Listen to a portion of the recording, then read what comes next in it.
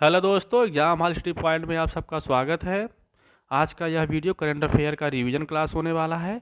और जो लोग अभी दोस्त चैनल को सब्सक्राइब ना किए हैं, चैनल को सब्सक्राइब कर लें। अगर यह वीडियो पसंद आए तो लाइक शेयर करना ना भूलें। चलिए तो शुरू करते हैं आज का वीडियो। आज पहला क्लास है, हाल ही में जारी यूनाइटेड नेशन की रिपोर्ट के अनुसार सबसे ज़्यादा गरीब किस देश में है। इसके जो विकल्प है, भारत, चीन, अमेरिका, जर्मनी। तो इसका सही उत्तर हो जाएगा भारत। यूनाइटेड नेशन की रिपोर्ट के अनुसार सबसे ज़्यादा गरीब भारत देश में है। अगला प्रश्न हम लोग देखते हैं। अगला प्रश्न है,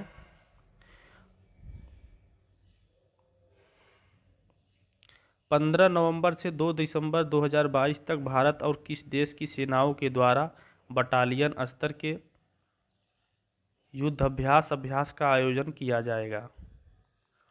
तो इसके विकल्प हैं अमेरिका, बांग्लादेश, श्रीलंका, नेपाल। तो इसका सही उत्तर हो जाएगा फ्रेंड्स अमेरिका। और यह युद्धाभ्यास उत्तराखंड के औली नामक स्थान पे होगा।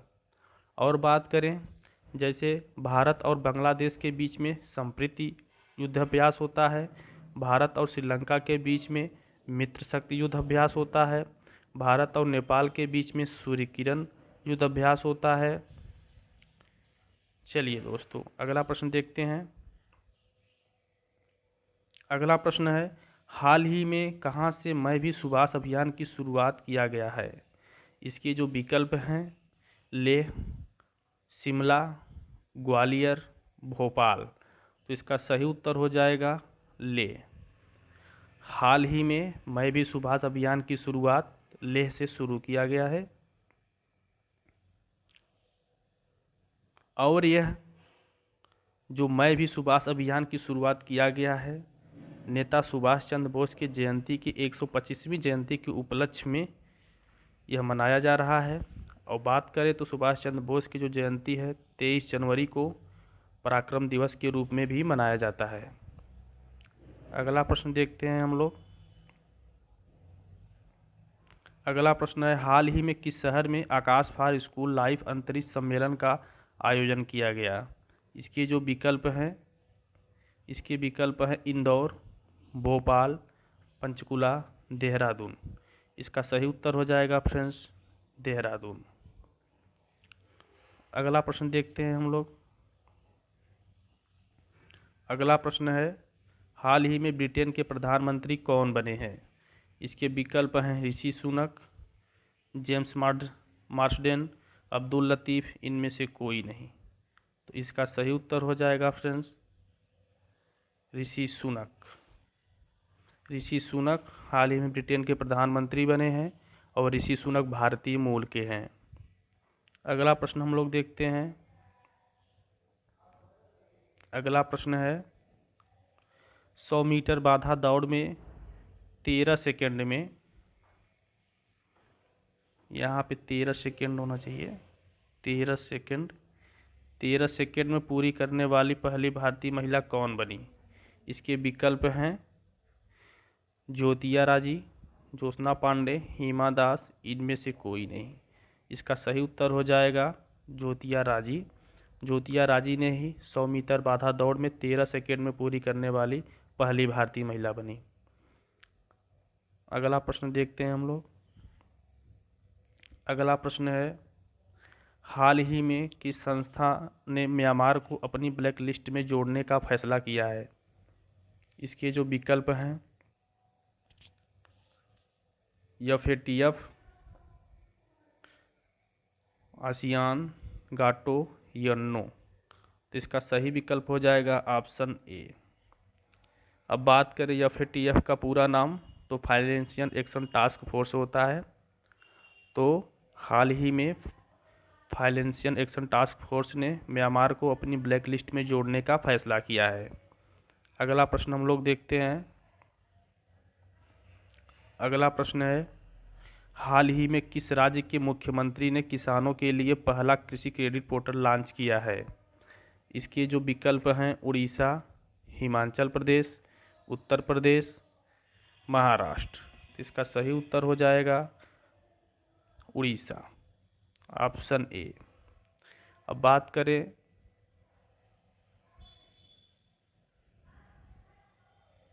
उड़ीसा की, तो उड़ीसा के जो सीएम हैं नवीन पटनायक हैं और उड़ीसा की कैपिटल भुवनेश्वर है। उड़ीसा के राउरकेला में ही सबसे बड़ा हॉकी स्टेडियम बिरसा मुंडा के नाम पे बन रहा है, जो कि पुरुष हॉकी 2023 का जो विश्व कप होगा इसी स्टेडियम में भी खेला जाएगा और यहाँ पे करीब 20,000 दर्शक के बैठने की क्षमता है। अगला प्रश्न हम लोग देखते हैं। अगला प्रश्न है, हाल ही में भारत और किस देश के बीच नौसेना अभ्यास सिम्बैक्स हुआ है? इसके विकल्प है सिंगापुर, थाईलैंड, मंगोलिया, जापान। इसका सही उत्तर हो जाएगा सिंगापुर।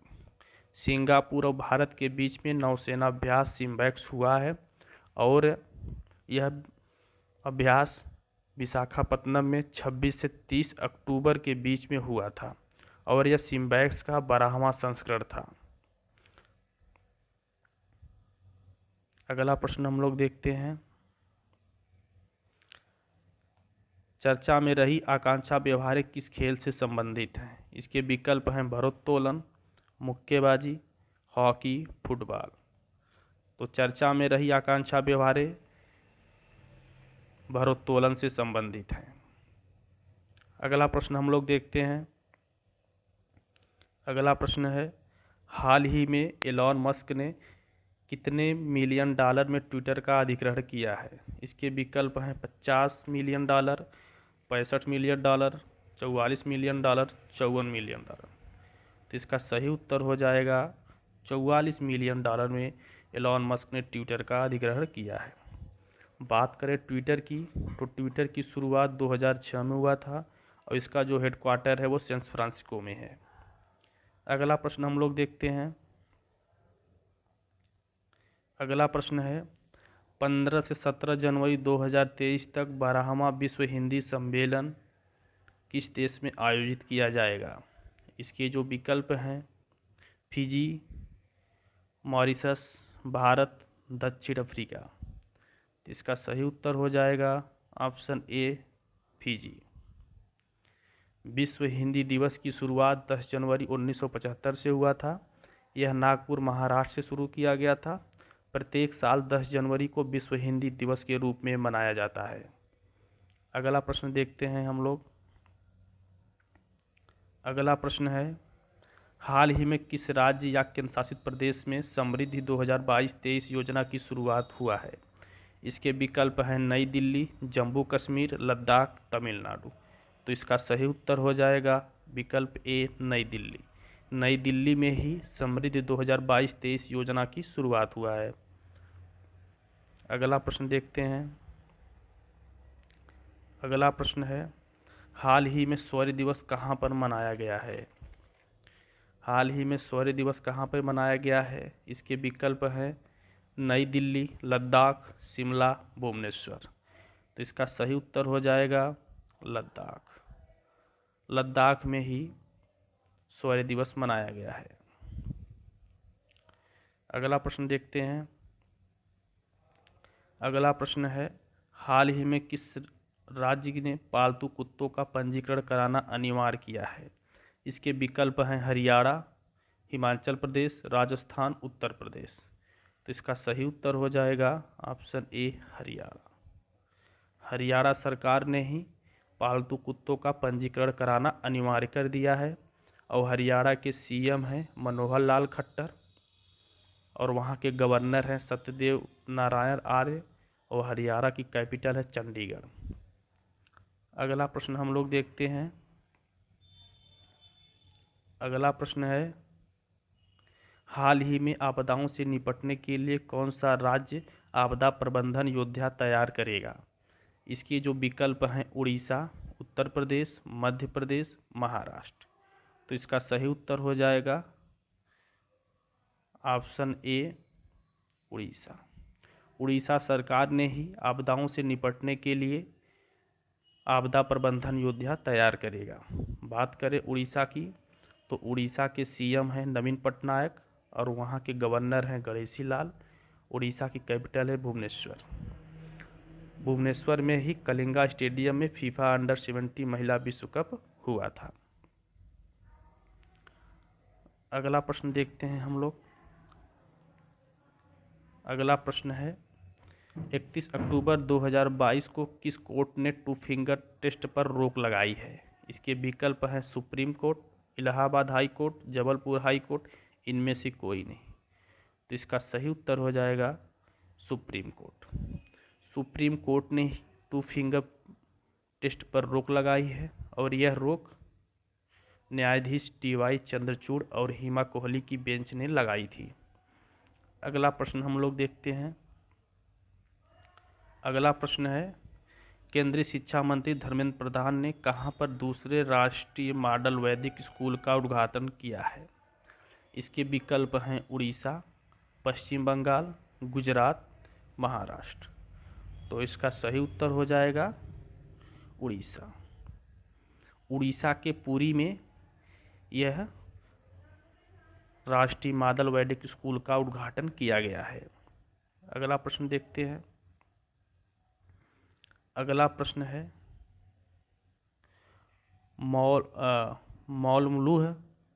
मौलमलूह गुफा को पहली भारतीय भू विरासत साइट के रूप में मान्यता मिली है, वह किस राज्य में है?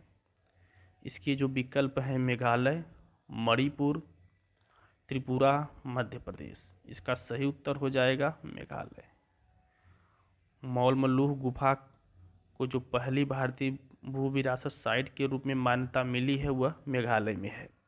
मेघालय की बात करें तो मेघालय के जो CM हैं कार्नाड संगमा है और वहाँ के गवर्नर BD मिश्रा है। मेघालय की जो कैपिटल है शिलांग है। अगला प्रश्न हम लोग देखते हैं। अगला प्रश्न है हाल ही में फीफा अंडर 17 विश्व कप किसने जीता है? इसके विकल्प हैं स्पेन, भारत, इटली, जर्मनी। तो इसका सही उत्तर हो जाएगा स्पेन। स्पेन ने ही फीफा अंडर 17 महिला विश्व कप को जीता है। अगला प्रश्न देखते हैं हम लोग। अगला प्रश्न है भारत, मोजाम्बिक और किस देश के बीच पहला त्रिपक्षीय नौसैन्य अभ्यास आयोजित किया गया? इसके विकल्प हैं तंजानिया, इंडोनेशिया, किर्गिस्तान, अमेरिका। तो इसका सही उत्तर हो जाएगा तंजानिया। भारत की तरफ से INS तरकस ने इस नौसैन्य अभ्यास में भाग लिया है और इसका उद्देश्य था प्रशिक्षण और समुद्री सहयोग को बढ़ावा देने के लिए। अगला प्रश्न देखते हैं हम लोग। अगला प्रश्न है हाल ही में किसके सहयोग से भारत में फुटबॉल फॉर स्कूल पहल लॉन्च किया गया है? इसके विकल्प हैं फीफा, यूनेस्को, UNDP, इनमें से कोई नहीं। तो इसका सही उत्तर हो जाएगा फ्रेंड्स फीफा। फीफा के सहयोग से ही भारत में फुटबॉल फॉर स्कूल पहल लॉन्च किया गया है। अगला प्रश्न हम लोग देखते हैं। अगला प्रश्न है 1 नवंबर 2022 को भारतीय रिजर्व बैंक डिजिटल रूपी की शुरुआत करेगा। इसके लिए कितने बैंकों की पहचान की गई है? इसके विकल्प है 8, 9, 5, 2। तो इसका सही उत्तर हो जाएगा 9। RBI के गवर्नर की बात करें तो RBI के गवर्नर शक्तिकांत दास है जो कि वो 25वें क्रम के हैं। अगला प्रश्न हम लोग देखते हैं। अगला प्रश्न है हाल ही में कश्मीर में आयुष उत्सव का उद्घाटन किस मंत्री ने किया है? इसके विकल्प हैं सर्बानंद सोनोवाल, पीयूष गोयल, नरेंद्र मोदी, राजनाथ सिंह। इसका सही उत्तर हो जाएगा सर्बानंद सोनोवाल। सर्बानंद सोनोवाल ने ही कश्मीर में आयुष उत्सव का उद्घाटन किया है। और जम्मू कश्मीर की बात करें तो जम्मू कश्मीर के उपराज्यपाल इस समय मनोज सिन्हा हैं। अगला प्रश्न देखते हैं हम लोग। अगला प्रश्न है हाल ही में किस देश को नोबेल पुरस्कार समारोह में शामिल होने से रोक दिया गया है? इसके विकल्प हैं ईरान, पाकिस्तान, ऑस्ट्रेलिया, किर्गिस्तान। इसका सही उत्तर हो जाएगा ईरान। ईरान को नोबेल पुरस्कार समारोह में शामिल होने से रोका गया है और इसके पहले रूस और बेलारूस को भी रोक दिया गया था। अब बात करें नोबेल पुरस्कार की, तो नोबेल पुरस्कार 6 क्षेत्रों में दिया जाता है और यह प्रत्येक वर्ष 10 दिसंबर को दिया जाता है। अगला प्रश्न हम लोग देखते हैं। अगला प्रश्न है, भारत सरकार ने किस केमिकल कंपाउंड के उपयोग को प्रतिबंधित किया है? इसके विकल्प हैं ग्लाइफोसेट, सल्फर, पोटास, फास्फोरस। तो इसका सही उत्तर हो जाएगा ग्लाइफोसेट। ग्लाइफोसेट को भारत सरकार ने अभी प्रतिबंधित किया है। बात करें तो जो ग्लाइफोसेट है यह खरपतवार नाशक पौधों को नष्ट करने के लिए यह एक केमिकल था। अगला प्रश्न हम लोग देखते हैं। अगला प्रश्न है, हाल ही में पहले आसियान भारत स्टार्टअप फेस्टिवल 2022 का उद्घाटन कहाँ हुआ है? इसके विकल्प हैं इंडोनेशिया, ईरान, बांग्लादेश, श्रीलंका। तो इसका सही उत्तर हो जाएगा इंडोनेशिया। बात करते हैं आसियान की, तो आसियान का पूरा नाम है association of south east Asian nation. अब इसकी स्थापना की बात करें तो इसकी स्थापना 1967 में हुआ था। अब बात करते हैं इंडोनेशिया, तो इंडोनेशिया की कैपिटल जकार्ता है। अगला प्रश्न हम लोग देखते हैं। अगला प्रश्न है, हाल ही में कौन सी राज्य सरकार साइबर इंटेलिजेंस यूनिट स्थापित करेगी? इसके विकल्प है महाराष्ट्र, उत्तर प्रदेश, गुजरात, राजस्थान। तो इसका सही उत्तर हो जाएगा महाराष्ट्र। महाराष्ट्र सरकार जो है साइबर इंटेलिजेंस यूनिट स्थापित करेगी। बात करें महाराष्ट्र की, तो महाराष्ट्र के सीएम एकनाथ शिंदे हैं और वहाँ के गवर्नर भगत सिंह कोश्यारी हैं और महाराष्ट्र की कैपिटल मुंबई है और महाराष्ट्र में ही पहली electric double decker AC bus Mumbai से ही शुरू किया गया था। अगला प्रश्न हम लोग देखते हैं। अगला प्रश्न है, हाल ही में भारतीय वायुसेना के लिए C-295 ट्रांसपोर्ट एयरक्राफ्ट बनाने की जिम्मेदारी किस कंपनी को दिया गया है? इसके विकल्प है Tata company, Dassault company, Reliance company, इनमें से कोई नहीं। तो इसका सही उत्तर हो जाएगा option A Tata company. Tata company को ही C-295 ट्रांसपोर्ट एयरक्राफ्ट बनाने की जिम्मेदारी दी गई है। अब बात करें भारतीय वायुसेना की, तो भारतीय वायुसेना के चीफ इस समय विवेक राम चौधरी हैं और भारतीय वायुसेना दिवस 8 अक्टूबर को मनाया जाता है। अगला प्रश्न हम लोग देखते हैं। अगला प्रश्न है, गरुड़ वायु सैन्य अभ्यास भारत और किस देश के बीच में हुआ? इसके विकल्प हैं फ्रांस, इंडोनेशिया, जापान, अमेरिका। तो इसका सही उत्तर हो जाएगा फ्रांस। फ्रांस और भारत के बीच में गरुड़ सैन्य अभ्यास हुआ है और डेजर्ट नाइट भी भारत और फ्रांस के बीच में होता है। अब बात करें गरुड़ वायु सैन्य अभ्यास की, तो यह सैन्य अभ्यास राजस्थान के जोधपुर में हुआ था। अगला प्रश्न देखते हैं हम लोग। अगला प्रश्न है, हाल ही में नासा ने ड्रैगन फ्लाई प्रोजेक्ट को किस ग्रह पर खोज के लिए लॉन्च किया है? इसके विकल्प हैं शनि ग्रह, शुक्र ग्रह, मंगल ग्रह, बुध ग्रह। तो इसका सही उत्तर हो जाएगा शनि ग्रह। अगला प्रश्न देखते हैं हम लोग। अगला प्रश्न है, हाल ही में कहाँ पर भगवान शिव की दुनिया की सबसे ऊंची प्रतिमा का अनावरण किया गया है? इसके विकल्प हैं उत्तर प्रदेश, मध्य प्रदेश, राजस्थान, हिमाचल प्रदेश। तो इसका सही उत्तर हो जाएगा राजस्थान। राजस्थान में ही दुनिया की सबसे ऊंची प्रतिमा भगवान शिव की अनावरण किया गया है। और यह राजस्थान के राजसमंद जिले में नाथद्वार में यह प्रतिमा 369 फीट की अनावरण किया गया है, जो कि दुनिया की सबसे ऊंची शिव की प्रतिमा है। अगला प्रश्न देखते हैं हम लोग। अगला प्रश्न है राष्ट्रीय एकता दिवस कब मनाया जाता है। इसके विकल्प हैं 31 अक्टूबर, 28 अक्टूबर, 25 अक्टूबर, 20 अक्टूबर। तो इसका सही उत्तर हो जाएगा 31 अक्टूबर। 31 अक्टूबर को सरदार वल्लभ भाई का जो जन्म दिवस मनाया जाता है, उसी के उपलक्ष्य में राष्ट्रीय एकता दिवस के रूप में मनाया जाता है। सरदार वल्लभ भाई का जो जन्म हुआ था वह 31 अक्टूबर 1875 को गुजरात में हुआ था और इन्हें भारत का लौह पुरुष भी कहते हैं। 31 अक्टूबर 2014 में ही पहली बार राष्ट्रीय एकता दिवस को मनाया गया था। और बात करें तो 31 अक्टूबर 2018 में ही इनके जन्मदिवस पर ही स्टैचू ऑफ यूनिटी की आधारशिला रखी गई थी, जो कि गुजरात के केवड़िया नामक स्थान पे है और यह नर्मदा नदी पे बनाया गया है। और बात करें वल्लभ भाई पटेल की, तो ये भारत के पहले उप प्रधानमंत्री और गृह मंत्री भी बने थे।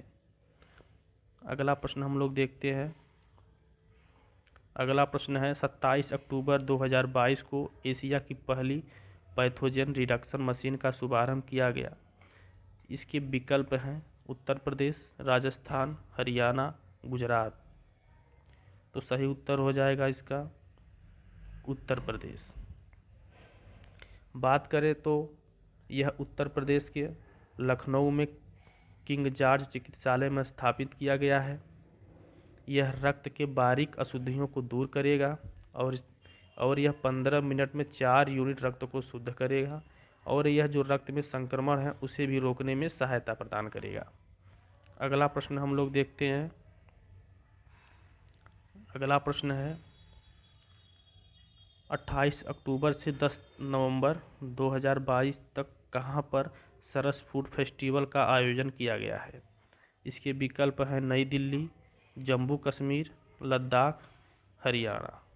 तो इसका सही उत्तर हो जाएगा फ्रेंड्स नई दिल्ली।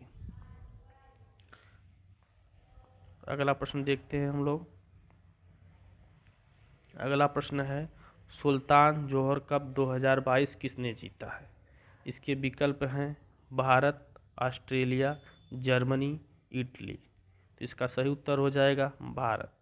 भारत ने ही सुल्तान जोहर कप 2022 जीता है। बात करें तो सुल्तान जोहर कप की, तो यह पुरुष हॉकी कप है। इसकी शुरुआत 2011 में हुआ था। इस बार इसका 10वां संस्करण था और भारत इसको 3 बार जीत चुका है। अगला प्रश्न देखते हैं। अगला प्रश्न है मोरबी केबल ब्रिज जो हाल ही में टूट गया वह किस राज्य में बना था। इसके विकल्प हैं गुजरात, राजस्थान, पश्चिम बंगाल, आंध्र प्रदेश। तो इसका सही उत्तर हो जाएगा गुजरात।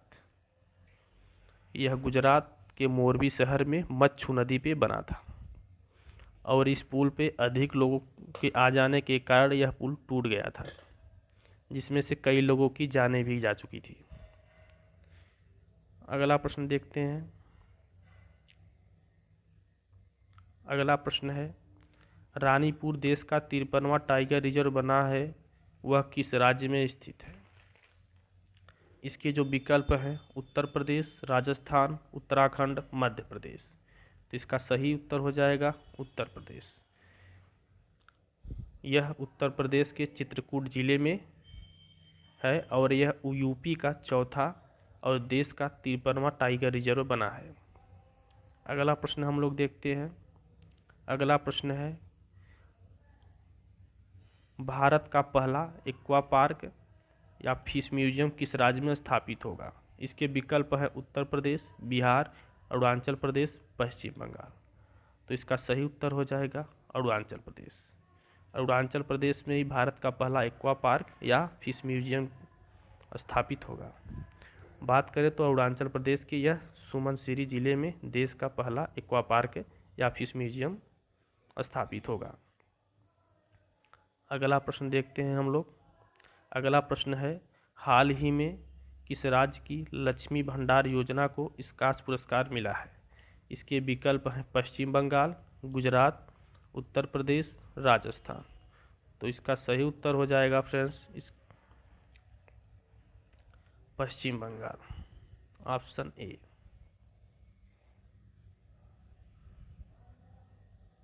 और जो यह योजना थी लक्ष्मी भंडार योजना, यह महिला सशक्तिकरण के लिए यह योजना बनाई गई थी।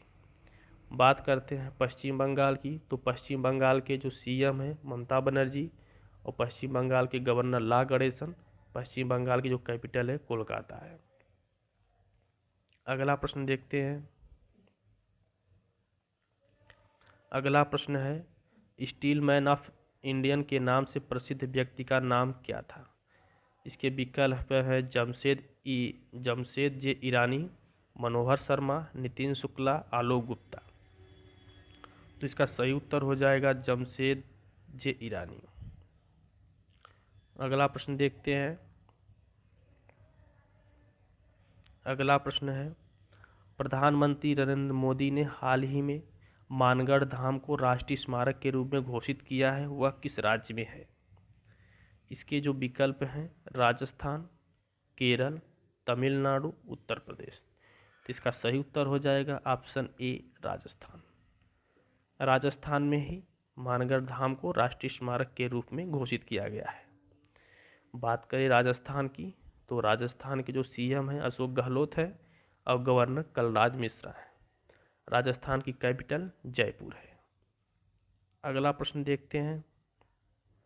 अगला प्रश्न है हाल ही में इलाबेन भट्ट का 89 वर्ष की अवस्था में निधन हो गया, वह किस क्षेत्र से संबंधित थी? विकल्प है गायक, वैज्ञानिक, सामाजिक कार्यकर्ता, लेखिका। तो इसका सही उत्तर हो जाएगा सामाजिक कार्यकर्ता। सामाजिक कार्यकर्ता इलाबेन भट्ट थी। बात करते हैं इलाबेन भट्ट की, तो इलाबेन भट्ट वे स्वरोजगार महिला संघ सेवा के संस्थापक थी।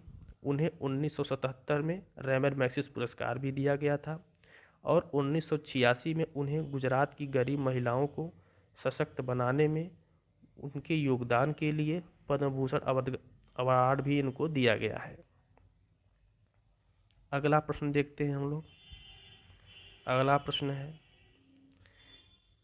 किस देश ने समलैंगिक कपल के लिए एक साझेदारी प्रमाण पत्र देने की शुरुआत की है? तो इसके विकल्प हैं जापान, अमेरिका, इंडोनेशिया, चीन। तो इसका सही उत्तर हो जाएगा फ्रेंड्स जापान।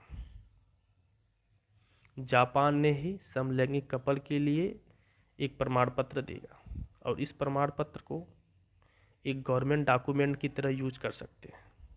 बात करें जापान की कैपिटल है टोक्यो और वहाँ की करेंसी है येन। अगला प्रश्न देखते हैं हम लोग। अगला प्रश्न है हाल ही में चर्चा में रही डोनी पोलो हवाई अड्डा किस राज्य में है? इसके विकल्प हैं अरुणाचल प्रदेश, मेघालय, त्रिपुरा, मणिपुर। तो इसका सही उत्तर हो जाएगा अरुणाचल प्रदेश। अच्छा, ये डोनी पोलो हवाई अड्डा चर्चा में क्यों रही? क्योंकि इसका भी नाम परिवर्तन किया गया है। इसका पुराना नाम होलोंगी हवाई अड्डा था, जो कि यह अरुणाचल प्रदेश के ईटानगर में था। अगला प्रश्न देखते हैं। अगला प्रश्न है हाल ही में फीफा 2022 में किसे भारत का ब्रांड एम्बेसडर बनाया गया है? इसके विकल्प हैं रणवीर सिंह, सलमान खान, शाहरुख खान, अजय देवगन। तो इसका सही उत्तर हो जाएगा रणवीर सिंह। बात करें फीफा की, तो फीफा वर्ल्ड कप जो 2022 होगा वह कतर में होगा। 20 नवंबर से स्टार्ट होगा और इस बार यह फीफा का 22वां संस्करण होगा। अब बात करें फीफा का पूरा नाम, तो फीफा का पूरा नाम होता है federation international D football association और फीफा के जो अध्यक्ष हैं जियानी इन्फेंटिनो है। इसकी स्थापना 1904 में हुआ था और फीफा का जो मुख्यालय है ज्यूरिख स्विट्जरलैंड में है। अगला प्रश्न हम लोग देखते हैं। अगला प्रश्न है कौन सा देश संयुक्त राष्ट्र सुरक्षा परिषद की अध्यक्षता ग्रहण करेगा? इसके विकल्प हैं घाना, अमेरिका, चीन, भारत। तो इसका सही उत्तर हो जाएगा घाना। घाना संयुक्त राष्ट्र सुरक्षा परिषद की अध्यक्षता ग्रहण करेगा। बात करें घाना की, तो घाना की जो कैपिटल है अक्रा है और वहाँ के जो प्रेसिडेंट हैं जान अता मिल्स। घाना पश्चिमी अफ्रीका में स्थित एक देश है। अगला प्रश्न देखते हैं। अगला प्रश्न है, हाल ही में आर्टिफिशियल इंटेलिजेंस अवतार स्टार्टअप अल्टर का अधिग्रहण किसने किया है? इसके विकल्प हैं Google, Facebook, Twitter, none of these. तो इसका सही उत्तर हो जाएगा गूगल। गूगल ने ही इसका अधिग्रहण लगभग 824 करोड़ रुपए में किया है। बात करें गूगल की, तो गूगल का मुख्यालय कैलिफोर्निया में है और गूगल के सीईओ इस समय सुंदर पिचाई हैं और गूगल की स्थापना 4 सितंबर 1998 ईस्वी में हुआ था। अगला प्रश्न देखते हैं। अगला प्रश्न है, हाल ही में फिक्की के नए अध्यक्ष कौन बने हैं? इसके विकल्प हैं सुब्रकांत पांडा, मनोज सिंह, दिलीप शर्मा, राजीव गौबा। तो इसका सही उत्तर हो जाएगा सुब्रकांत पांडा। सुब्रकांत पांडा को फिक्की के नए अध्यक्ष के रूप में बनाया गया है। अब बात करें फिक्की की, तो फिक्की का पूरा नाम federation of Indian chamber of commerce and industry है। हिंदी में बात करें तो भारत के व्यापारिक संगठनों का संघ है और फिक्की की स्थापना 1927 में हुआ था। महात्मा गांधी के सलाह पर घनश्याम दास बिड़ला एवं पुरुषोत्तम ठक्कर के द्वारा इसकी स्थापना की गई थी। इस प्रकार से फ्रेंड्स, आज के करंट अफेयर रिवीजन क्लास में 50 महत्वपूर्ण करंट अफेयर समाप्त होते हैं। अगर आप सबको यह वीडियो पसंद आया है तो वीडियो को लाइक शेयर करना ना भूलें और जो लोग दोस्त चैनल पर नए हैं चैनल को सब्सक्राइब कर लें। मिलते हैं नेक्स्ट वीडियो में।